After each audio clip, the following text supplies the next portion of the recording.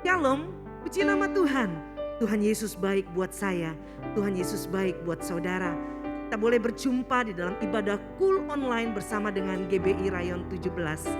Oleh sebab itu mari bersama-sama saya mengajak kita semua bangkit berdiri. Kita mau memuji, kita mau meninggikan nama Tuhan Yesus. Haleluya! Engkau layak ditinggikan Tuhan, sebab namamu besar.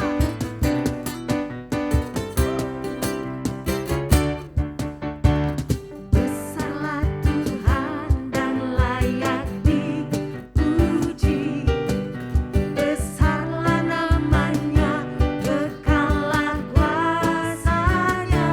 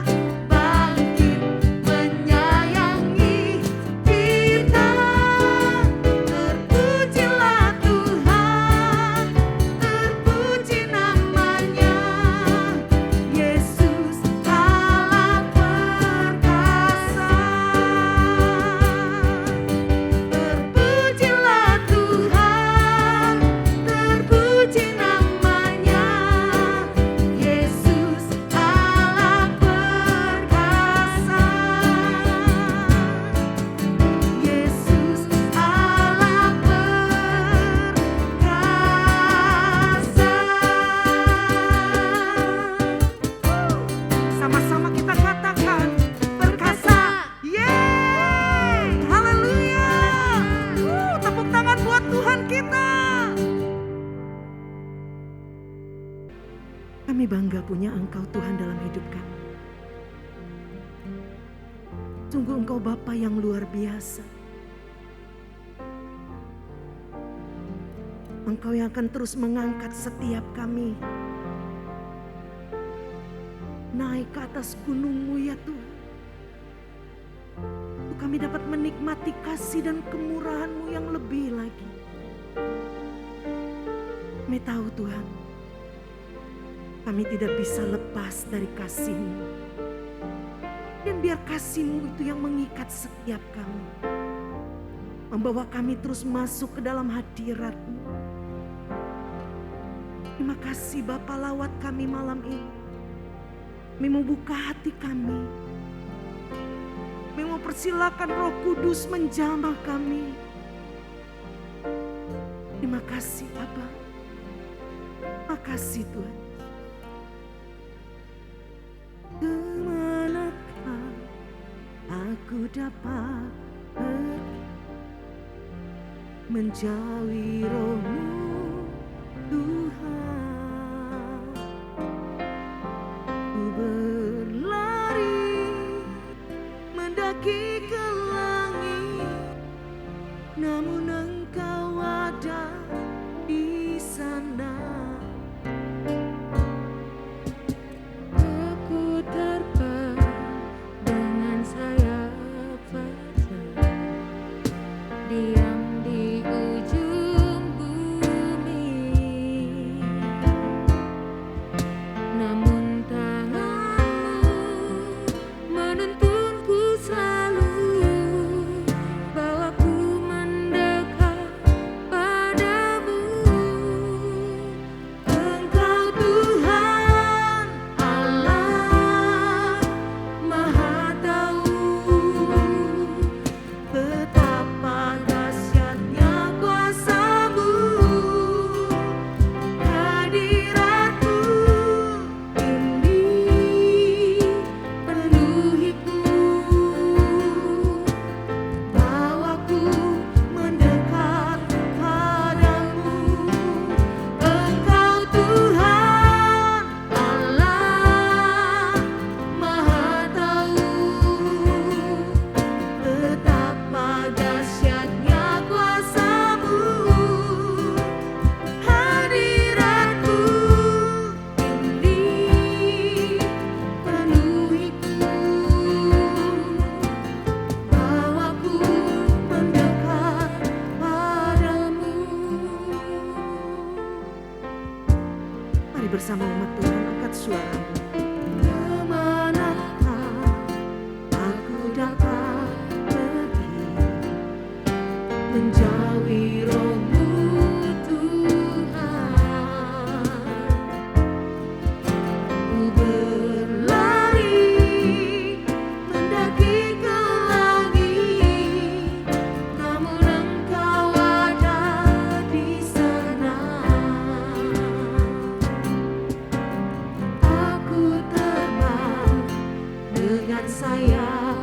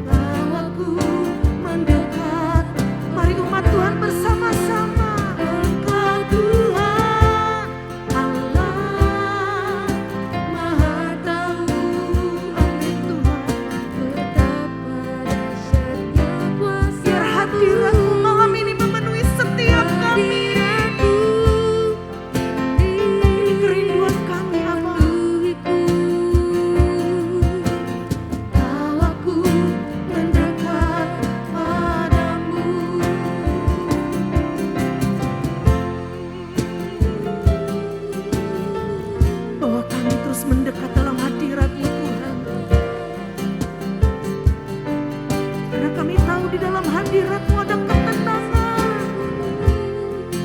Dalam hadirat-Mu ada damai sejahtera Tuhan. Biar hadirat-Mu yang memulihkan setiap kami malam ini. Yang sakit Engkau sembuhkan. Yang dalam masalah Engkau berikan jalan keluar ya Tuhan. Ketika kami menyembah Engkau Tuhan, kami menemukan Engkau.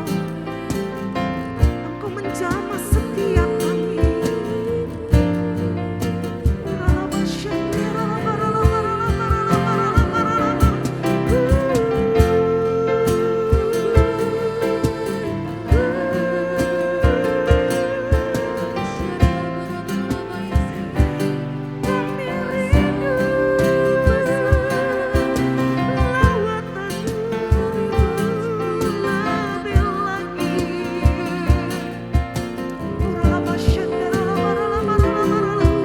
Mari umat Tuhan buka hatimu dan sembah Dia, sembah Dia.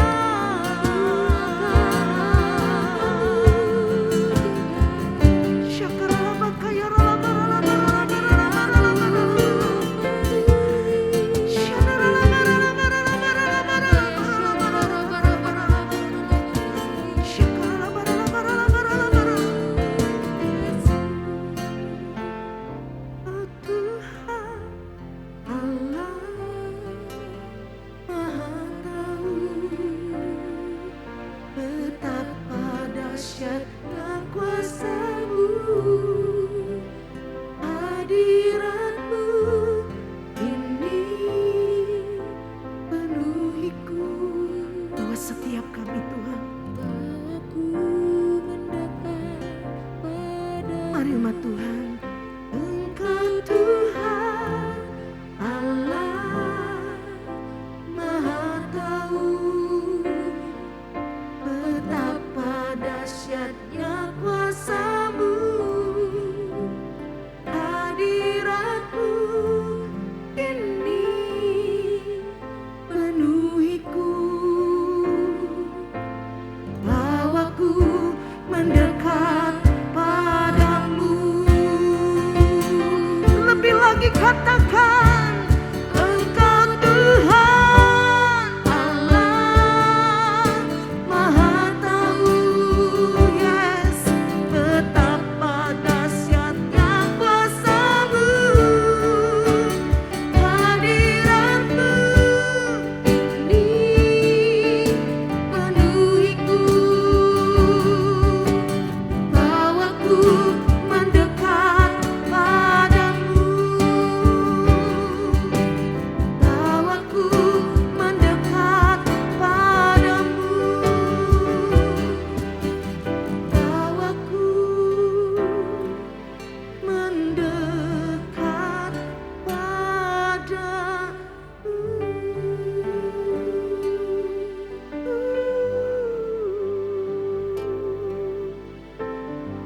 Kami bersyukur buat hadirat-Mu yang ada di tengah-tengah kami malam ini Tuhan. Biar terus hadirat-Mu melingkupi kami. Biar hadirat-Mu terus melawat setiap. Terima kasih Bapa.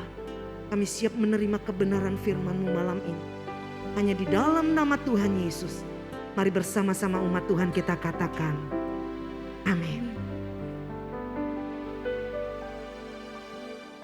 Puji nama Tuhan, Shalom keluarga besar Kul Rayon 17 Lampung yang saya kasihi. Luar biasa hari ini saya kembali dipercaya untuk bisa menyampaikan renungan firman Tuhan dalam ibadah Kul yang ada di Rayon 17 Lampung. Terima kasih untuk hambanya Bapak Pendeta Budi Cahyadi, Gembala Sidang dan juga Ketua Rayon 17 serta Pastor Hendy yang mempercayakan saya untuk menyampaikan renungan firman Tuhan pada hari ini. Saya berdoa biar setiap kita semua diberkati Tuhan. Mari kita berdoa. Bapa di surga, kami mengucap syukur, terima kasih kalau hari ini kami bersama-sama kembali beribadah Kul Tuhan di rumah kami masing-masing. Kami percaya kuasa-Mu bekerja atas kami, mujizat-Mu terjadi bagi setiap kami, terutama orang-orang yang sungguh-sungguh mengasihi Tuhan. Berkat-Mu atas kami semua, urapi hamba-Mu. Dalam nama Tuhan Yesus kami mengucap syukur dan berdoa. Haleluya. Amin. Saudara yang diberkati Tuhan, keluarga besar KUL yang dikasihi, tema renungkan untuk ibadah KUL pada hari ini saya ambil dengan bertemakan menang atas intimidasi. Nah saudara, kalau saya tanya siapa yang pernah terintimidasi, pasti hampir semua. Bahkan semua akan berkata, iya Pak, saya pernah mengalami intimidasi. Atau mungkin hari ini ada di antara Bapak Ibu Saudara juga yang sedang terintimidasi.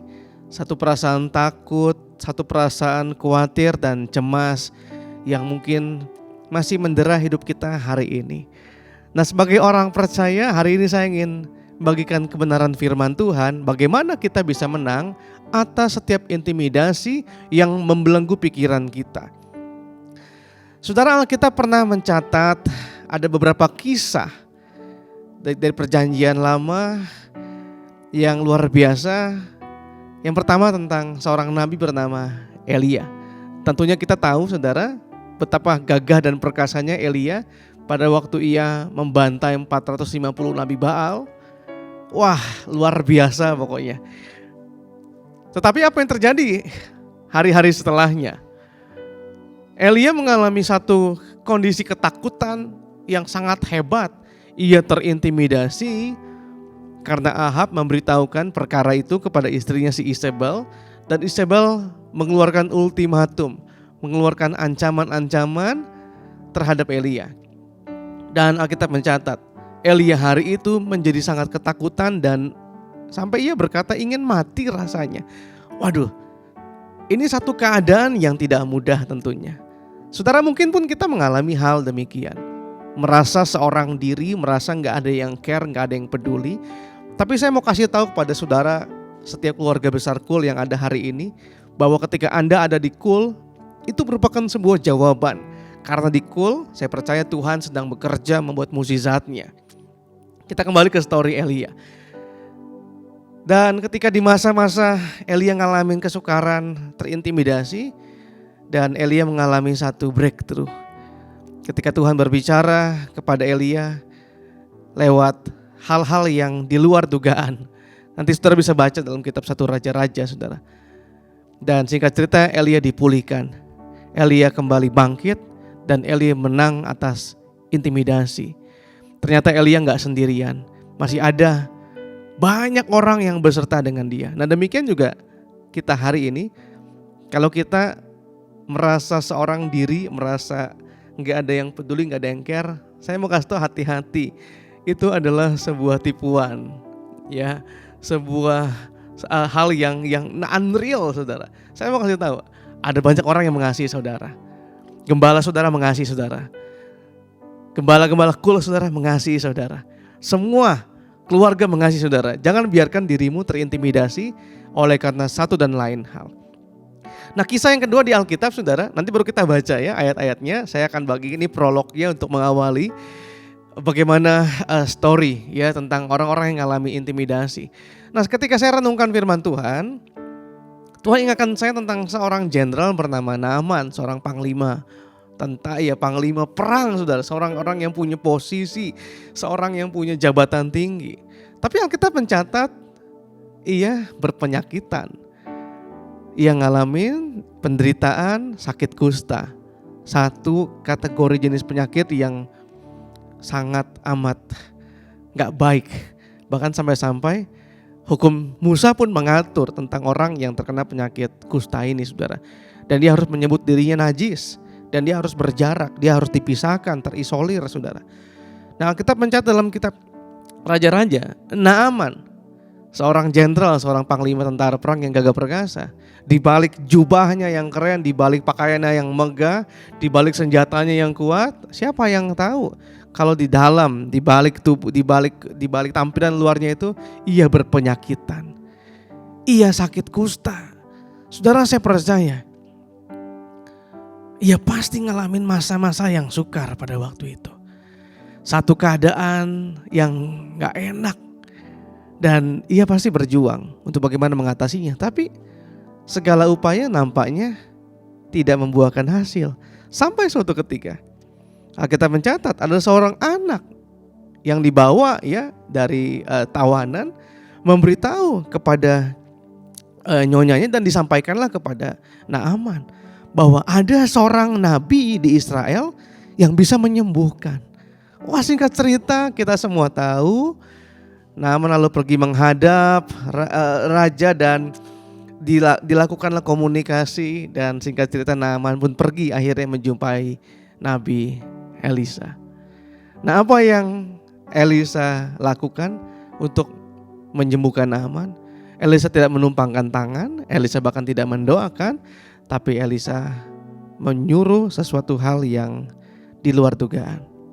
Elisa memberitahu kepada Naaman, benamkan dirimu sebanyak 7 kali di sungai Yordan maka kamu akan sembuh. Satu arahan, satu perintah yang mungkin akan menyinggung harga diri daripada si panglima ini. Hari itu kalau kita baca kisahnya, tentunya Naaman bereaksi keras, menolak pada awalnya. Tapi singkat cerita, Naaman pun akhirnya mengikuti. Ia merendahkan hatinya untuk mengikuti arahan, perintah yang disampaikan oleh Nabi Elisa. Dan kita semua tahu, akhirnya Naaman pun sembuh ketika ia merendahkan hati, menanggalkan semua atribut-atributnya. Nah, saudara yang dikasihi Tuhan, anggota KUL yang luar biasa, hari ini kita akan belajar bagaimana kita bisa menang terhadap intimidasi. Kenapa kita orang percaya masih bisa terintimidasi? Padahal kita semua, kalau saya tanya hari ini, berapa banyak yang pernah ngalami mukjizat Tuhan? Berapa banyak yang pernah ditolong Tuhan, disembuhkan dan beroleh hal-hal yang baik dari Tuhan? Pasti setiap kita akan angkat tangan, saya pernah ngalami, Pak. Nah, Ibrani kan mencatat pasal 13 ayat 8, Yesus Kristus tetap sama baik kemarin, hari ini dan selama-lamanya. Artinya kalau dulu Tuhan tolong kita, sekarang pun Tuhan pasti tolong kita. Besok pasti pun Tuhan tolong kita. Yang percaya katakan amin. Nah, saudara dikasih Tuhan, hal yang pertama saya ingatkan kepada kita semua, pada saat kita ngalamin intimidasi, ngalamin satu perasaan takut. Nah, kalau misalnya perasaan takut dan khawatir itu disebabkan oleh karena dosa dan pelanggaran kita, maka hal pertama yang perlu kita lakukan adalah udah pasti kita harus bertobat di hadapan Tuhan. Kita harus berbalik daripada jalan-jalan yang jahat. Kita merendahkan diri, memohon ampunan Tuhan agar kita dipulihkan. Nah, setelah itu saudara, kita harus menyadari, kita harus percaya penuh bahwa dunia dan segala isinya adalah milik Bapa kita, milik Tuhan kita, Yesus yang kita sembah. Kita baca Ulangan 10 ayat yang ke-14. Ulangan 10 ayat 14 dikatakan demikian, sesungguhnya Tuhan Allah mula yang empunya langit, bahkan langit yang mengatasi segala langit dan bumi dengan segala isinya. Haleluya. Saudara, jelas sekali firman Tuhan berkata, Tuhan punya segala-galanya. Nah, hari ini kita perlu yakinkan diri kita kembali. Every day, every time, setiap saat, bahwa kita punya Tuhan yang hebat, Tuhan yang dahsyat, Tuhan yang luar biasa. Katakan haleluya. Saudara, seringkali kan intimidasi membuat kita fokus kepada masalah, fokus kepada persoalan. Sampai-sampai ada orang yang udah malas ibadah, udah malas bersekutu, udah malas untuk menghubungi hamba-hamba Tuhan. Kalau kita masih mengikuti hal seperti itu, artinya kita sedang dibawa kembali oleh si jahat untuk keluar daripada rencana Allah yang mulia. Saudara yang diberkati Tuhan, sadarilah kita punya Tuhan yang dahsyat dan hebat. Yesus datang untuk memberikan kita hidup, bahkan hidup dalam segala kelimpahan. Dalam Matius 16 ayat 19 dikatakan demikian, kepadamu akan kuberikan kunci kerajaan sorga. Apa yang kau ikat di dunia ini akan terikat di sorga, dan apa yang kau lepaskan di dunia ini akan terlepas di sorga. Saudara, pada waktu kita menyadari Tuhan yang kita sembah, Tuhan yang dahsyat, Tuhan yang hebat, maka kita juga percaya bahwa Tuhan memberikan kita kuasa, Tuhan memberikan kita otoritas untuk melepaskan setiap berkat dan untuk menerima setiap janji Tuhan yang sudah Tuhan sampaikan bagi setiap kita semua. Haleluya. Nah saudara yang dikasihi Tuhan, bagaimana kita bisa menang terhadap intimidasi? Hal selanjutnya, kita harus lakukan pembalikan. Dengan cara apa kita bisa lakukan pembalikan? Melakukan serangan balik ya, seperti itu. Dalam Yakobus 4 ayat 7 dikatakan demikian. Karena itu tunduklah kepada Allah dan lawanlah iblis, maka ia akan lari daripadamu. Saudara, kita lakukan pembalikan dengan cara kita tunduk kepada Allah. Kita hidup takut akan Tuhan. Kita hormati Dia. Kita taat akan kebenaran firman-Nya. Bahkan kita hidup dalam pertobatan yang sejati. Kita berbalik dari setiap jalan-jalan kita yang jahat. Kita tunduk. Saudara, orang yang tunduk kepada Allah adalah orang yang suka kepada hal-hal yang rohani. Gak ada pilihan lain hari-hari ini kecuali kita lebih dekat kepada Tuhan agar kita beroleh damai sejahtera. Kita dimenangkan, kita diubahkan, kita diperbaharui oleh karena kasih Kristus. Haleluya. Saudara, hari ini kita bersyukur bahwa Indonesia sudah dipulihkan. Kita sudah masuk pada level yang terendah. Dan di gereja-gereja pun sudah kembali melakukan ibadah secara tatap muka. Tentunya juga di Rayon 17 pun demikian. Selama ini mungkin masih ada hal-hal yang menghambat, tapi karena sudah divaksin dan semua juga sudah berjalan dengan baik, kita bersyukur Tuhan menjawab setiap doa-doa kita. Nah, oleh sebab itu tidak ada alasan lagi untuk kita untuk tidak datang beribadah. Saya ingin mendorong anggota-anggota KUL tentunya dengan tetap menerapkan protokol kesehatan dan kita menjaga kesehatan kita, itu yang paling utama, hal yang harus kita lakukan. Saudara, kembali untuk beribadah. Setialah mengikut Tuhan. Percaya ketika kita beribadah kepada Tuhan, ada berkat yang terbaik Tuhan sediakan. Tuhan akan jauhkan kita dari sakit penyakit. Saatnya hari-hari ini kita lebih lagi datang sama Tuhan. Kita menundukkan diri kepada Tuhan. Supaya apa? Pada saat kita mendekat kepada Allah, Tuhan berikan kita kuasa, Tuhan berikan kita kunci untuk kita bisa melawan si jahat. Untuk kita bisa mengalahkan semua intimidasi, semua rasa-rasa takut, semua hal-hal yang membelenggu hati, yang menghambat kegerakan Tuhan. Roh Kudus bekerja dalam setiap kehidupan kita. Saudara, hal yang berikutnya, bagaimana kita meresponi tunduk kepada Allah. Yang tadi pertama kita beribadah, yang berikutnya kedua, saudara harus lebih sungguh-sungguh setia di KUL, setia berkomunitas. Hari-hari ini mukjizat Tuhan sedang terjadi. Saya juga menggembalakan KUL, saudara. Dan kadang-kadang masih online, kadang masih onsite. Karena memang ya jarak rumah kami lumayan jauh. Ya sejak 2 tahun sudah banyak yang berpindah-pindah rumah. Jadi mereka, Pak kita onsite-nya, ada bilang, Pak Budi kita onsite-nya hari-hari tertentu ya Pak. Saya bilang it's okay, never mind gitu, gak ada masalah. Lalu kami masih ikut KUL secara online ya, via Zoom 1 jam kita maksimalkan. Nah saudara, saya ingin bersaksi. Ada satu orang dalam kelompok KUL kami itu mengalami mukjizat, saudara. Selama masa pandemi, bahkan sebelum pandemi, keluarga ini adalah keluarga yang setia ikut KUL. Latar belakang keluarga ini bukanlah dari keluarga percaya kepada Tuhan. Mereka baru aja mengalami pertobatan, lahir baru, dan baru mulai belajar mengenal kasih Kristus. Tetapi mereka sudah ikut KUL saya sekitar 3 atau 4 tahun kurang lebih seperti itu. Nah selama masa pandemi pun keluarga ini tetap ikut KUL, tidak pernah absen. Nah singkat cerita, si istri mengandung anak yang kedua. Nah pada saat mengandung anak yang kedua, sang suami berkata, Pak, kehamilan, kandungan daripada istri saya ini bermasalah nampaknya. Dokter sudah memprediksi akan terjadi ya kelahiran secara prematur dan sebagainya. Dan memang betul, selama masa proses kehamilan itu keluarga sering memberitahu kepada kami beberapa kali terjadi pendarahan. Saudara, tentunya kalau ibu-ibu pasti tahu kalau sudah terjadi bleeding, pendarahan, pasti worst-nya, yang buruknya bisa berujung kepada keguguran. Saya terus menopang doa. Tapi saya bersyukur, nih anggota KUL saya, dia selalu cerita kepada kami, kepada saya gembala KUL-nya, kepada teman-teman di kelompok KUL kami di WhatsApp group. Jadi semua kami tahu persoalannya. Jadi dia nggak merasa sendirian. Kami menopang dalam doa. Dan saudara, ajaib memang keluarga ini tercatat hampir 4 kali kalau nggak salah ngalamin pendarahan. Tetapi kandungannya tetap bertahan. Si anak ini hebat sekali, kuat. Nah, singkat cerita saudara, bulan Juni yang lalu, akhir Juni, itu kita semua tahu bahwa Indonesia sedang dalam keadaan genting. Satu masa hebat, ya, pandemi sedang melanda, hampir semua rumah sakit penuh, ya, di Batam juga ngalami badai betul.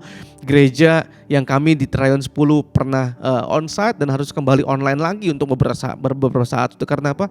Ini mengerikan sekali. Nah, tetapi malam itu saudara, keluarga ini, sang suami telepon saya sebagai gembala kulnya, mengatakan bahwa istrinya harus dilarikan lagi ke rumah sakit karena sudah bleeding lagi, pendarahan hebat.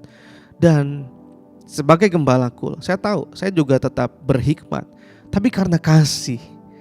Dan rupanya ada satu anggota kul saya yang lain juga berkata, "Pak, ayo kita ke rumah sakit, Pak." Bayangin saudara, di tengah keadaan pada waktu itu, kami tetap melakukan bagian kami sebagai keluarga yang berharap sama Tuhan untuk menopang keluarga kul kami ini. Kami datang, kami ketemu di parkiran dengan menggunakan protokol kesehatan tentunya. Kami tanya gimana, rupanya keluarga berkata sudah 4-5 jam istrinya dibiarkan begitu saja di UGD, saudara. Dan dokter yang merawat, dokter kandungan yang memeriksanya gak ada pada waktu itu, sedang cuti. Singkat cerita, keluarga ini sedang mengalami tertakan, intimidasi yang sangat hebat. Karena kondisi kandungannya memang bermasalah, waktu itu masih baru 7 bulan, saudara. Dan rumah sakit seperti nampaknya hendak pengen dioper aja ke rumah sakit yang lain. Tapi hari itu semua UGD penuh. Saya di parkiran, saya bilang sama suaminya, kita doa, kita bahasa roh, saudara, di parkiran bertiga itu. Malam-malam sekitar jam 8, kita doa, kita minta mukjizat Tuhan. Lalu suaminya masuk ke dalam lagi, kami tetap tunggu di luar. Dan ketemulah dokter yang diminta untuk menggantikan dokter yang sedang cuti itu dengan berbagai alasan lah. Sampai si suami berkata, "Pak, kalau memang harus diselamatkan salah satu, selamatkanlah istri saya, Pak." Karena memang pada waktu itu pun pihak rumah sakit berkata, kalau anak ini dilahirkan pun inkubator ada, tapi alat pernafasan untuk bayi nggak ada, habis karena sudah terpakai semua. Artinya ngeri saudara malam hari itu. Segala keadaan-keadaan yang buruk itu bisa terjadi kapan saja. Bahkan saya sebagai pendeta pun sudah nyiapin hal yang terburuk, saudara. Ketika terjadi sesuatu, ya we are ready lah untuk layani lah jemaat ini supaya tetap terlayani, saudara. Tapi kami sebagai keluarga kul, saudara, lalu saya bilang dengan teman-teman kul saya yang lain juga, kita doa. Malam itu kita doa. Saudara, apa yang terjadi? Singkat cerita, pada waktu itu karena pendarahan makin hebat, akhirnya rumah sakit memutuskan untuk dioperasi. Dan operasi pun dilakukan, ada beberapa dokter di sana. Nah, salah satu dokternya itu adalah salah satu jemaat kami, saudara, juga ikut kul juga di Rayon 10. Dan berkata, ketika selesai anak ini dilakukan operasi di sesar, sang istri, saudara, ini ngalamin satu hal yang luar biasa. Dokternya berkata kepada suaminya, suami cerita kepada kami malam itu, jantung si istri udah berhenti, mesin jantung udah berhenti, dan semua dokter udah panik, udah bingung. Diceritakan kepada suaminya. Lalu diambillah alat pacu jantung sebanyak 2 kali, saudara. Dan singkat cerita, hidup lagi. Haleluya. Nah, pada waktu singkat cerita, saudara, jadi saya cepat aja ceritanya. Waktu istrinya sadar, waktu pas istrinya sembuh, ya, sudah balik rumah, dia cerita kesaksian di kul. Pada waktu itu dia berkata, dia seperti udah berada di sebuah tempat yang silau sekali, dan ada sosok yang menjumpainya. Dan dia bilang, Pak, terang sekali cahayanya. Dan dia percaya itu Tuhan Yesus, saudara. Ini istrinya bukan dari orang percaya dulu, dari seberang. Dan hari ini pun kami masih mendoakan buat keluarga Tuhan jamah, saudara. Waduh, itu satu saat saya pun untuk dengar kesaksian, saya merinding. Tuhan dahsyat. Nah, kembali, saudara, nah, anak ini kan udah dilahirkan nih, masuk di inkubator. Jadi bayangin selama hampir 5-6 jam anak ini hanya bernafas dengan bantuan nafas oksigen yang biasa, yang bukan semestinya yang dimasukkan ke organ tubuh si bayi, saudara. Artinya rentan sekali terhadap infeksi. Lalu hari berikutnya, saudara, kami pagi-pagi pun datang lagi, saya dengan anggota kul datang lagi. Si suami belum tidur seharian. Kantong-kantong darah kami siapin karena untuk membantu. Istri masih dalam keadaan kritis. Kami doa lagi saudara di kantin di pojokan. Kekuatan dari kita tunduk kepada Allah bersama-sama dengan keluarga Cool dahsyat saudara. Kami doa lagi, saya beliin makanan, saya beliin susu dengan teman untuk nopang. Kita doa. Saudara singkat cerita saudara, lewat masa kritis. Tapi si bayi masih di rumah sakit. Dan setelah 7 jam, mukjizat terjadi untuk si bayi. Ada seorang anak bayi yang dirawat, dipanggil Tuhan, jadi alatnya bisa dipakai. Tapi saudara, rentan itu masih, infeksi itu masih terbayang-bayang. Karena apa? Sudah berjam-jam. Anak ini menghirup udara, oksigen yang umumnya tidak melalui alat bantu khusus. Dan dokter anak pun berkata kepada sang suami ini, Pak, ini gak baik keadaan si bayi. Siap-siaplah untuk semua hal yang buruk. Padahal kan berkali-kali dikatakan udah sering berhenti Pak nafasnya. Tapi suami tetap berkata, enggak, pasti ada mukjizat, pasti ada mukjizat. Saudara, singkat cerita, hari berjalan hari saudara.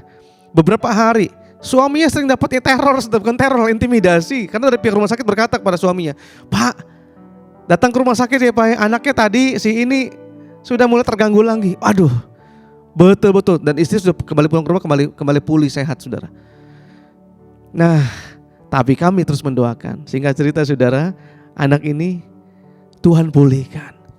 Dia hidup saudara. Karena kami perkatakan bahwa sejak kandungan, sejak dia dalam masa kandungan, Tuhan sudah siapin anak ini menjadi anak mukjizat, the miracle baby saya sebut namanya.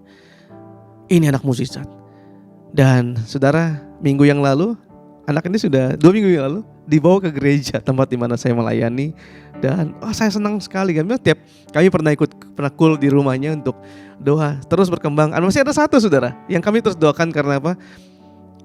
Semua organ tubuh berfungsi dengan baik, tinggal satu di retina matanya saudara, dia belum sempurna. Itu kami terus berdoakan. Saya bilang, Tuhan, kalau Tuhan sanggup sembuhkan Bartimeus, Tuhan bisa celikan mata anak ini. Itu sekarang kami sedang doakan terus biar jadi kesaksian buat banyak orang. Tapi saudara, dari apa yang dialami pun saya sendiri sangat diberkati sekali. Makanya hari-hari ini Bapak Ibu Saudara, tunduklah kepada Allah agar kita bisa melawan si jahat, si iblis itu. Supaya jangan ada intimidasi yang terus melekat, membuat kita menjadi tidak berdaya. Saudara, hal yang berikutnya saya sampaikan kepada kita, bagaimana kita bisa menang terhadap intimidasi. Yesaya 43 ayat 4 berkata, oleh karena engkau berharga di mataku dan mulia, dan aku ini mengasihi engkau, maka aku memberikan manusia sebagai gantimu dan bangsa-bangsa sebagai ganti nyawamu. Sadarilah, kenalilah bahwa diriku adalah berharga di mata Tuhan. Katakan setiap hari dalam hidupmu, ketika kita bercermin habis mandi, kasih tahu, sebut namanya. Budi berharga di mata Tuhan. Enggak ada yang salah. Budi disayang Tuhan, Budi biji mata Tuhan. Saudara, perkatakan terus perkataan iman itu. Ketika mulai terintimidasi, mungkin hari ini kita sedang berjuang di dalam ekonomi, sakit penyakit, terus perkatakan, aku berharga, aku berharga. Saudara, pada saat kita berkata demikian, mungkin si jahat kan gitu, iblis kan kerjanya cuma 3, curi, bunuh, binasakan, gak ada yang lain. Si jahat biasanya akan utus orang atau utus lewat siapapun akan bilang, Tuhan, hidupmu aja seperti itu. Saudara, ketika kita ngalami, ingat, jangan tergoda untuk marah atau kita mau balas atau tambah sakit hati. Aduh saudara, jangan, rugi. Katakan sama dirimu, aku berharga. Nah, orang yang tadi ngata-ngatain kita, dia sedang menunjukkan pada dirinya bahwa dia emang gak berharga. Tapi kita anak-anak Tuhan, kita berharga di hadapan Tuhan. Katakan amin. Saudara, percaya penuh kepada Tuhan. Lakukan pembalikan, tunduk kepada Allah. Ya, Galatia 6 ayat 17 berkata, selanjutnya janganlah ada orang yang menyusahkan aku, karena pada tubuhku ada tanda-tanda milik Yesus. Haleluya. Saudara dan saya adalah milik Yesus. Tuhan mengasihi kita semua. Tuhan memperhatikan kita semua. Dalam 1 Samuel 16 ayat 7 bagian B dikatakan, bukan yang dilihat manusia yang dilihat Allah. Manusia melihat apa yang di depan mata, tapi Tuhan melihat hati. Saudara, biarlah hati kita terus berkenan di hadapan Tuhan. Amsal 4 ayat 23, jagalah hatimu dengan segala kewaspadaan, karena dari situ terpancar kehidupan. Ketika sedang mengalami intimidasi, ingat hati ini harus kuat, harus tetap teguh, harus tetap semangat. Jangan pernah berhenti baca Alkitab, saudara. Jangan pernah berhenti menyembah. Teruslah berkata, Yesus engkau baik, sungguh baik, sangat baik, sangat baik. Jangan pernah biarkan terus intimidasi iblis mendera hidup kita. Saudara yang dikasihi Tuhan, saya berdoa agar kita semua hari ini yang mendengarkan firman Tuhan, kita kembali semangat di dalam Tuhan. Kalau hari-hari ini kita sedang mengalami intimidasi, ayo tunduklah kepada Allah dan lawanlah si iblis, maka ia akan lari daripada kita semua. Saya berdoa agar semua keluarga besar Kul di Rayon 17, kita semua mengalami terobosan di penghujung tahun ini. Janji Tuhan pasti digenapi. Breakthrough, terobosan itu pasti dialami. Yang lemah Tuhan kuatkan. Pekerjaan-pekerjaan saudara dipulihkan. Usaha saudara diberkati. Rumah tangga saudara diberkati Tuhan. Anak-anak, suami, istri, semua mengalami janji Tuhan. Haleluya. Amin. Mari kita berdoa. Bapa di surga, terima kasih untuk waktu yang indah ini. Hamba-Mu sudah selesai menyampaikan renungan firman-Mu. Bagaimana kami harus menang atas intimidasi. Namun kami tahu kekuatan kami terbatas. Kami perlu Tuhan yang memulihkan kami, yang menopang kami dan memberkati kami. Kami percaya Tuhan, hari-hari ke depan adalah hari-hari yang luar biasa dalam Tuhan. Kami tahu hidup kami bahkan akan jadi berkat buat banyak orang. Berkat-Mu Tuhan bagi semua keluarga besar Kul Rayon 17 di Lampung. Tuhan berkati.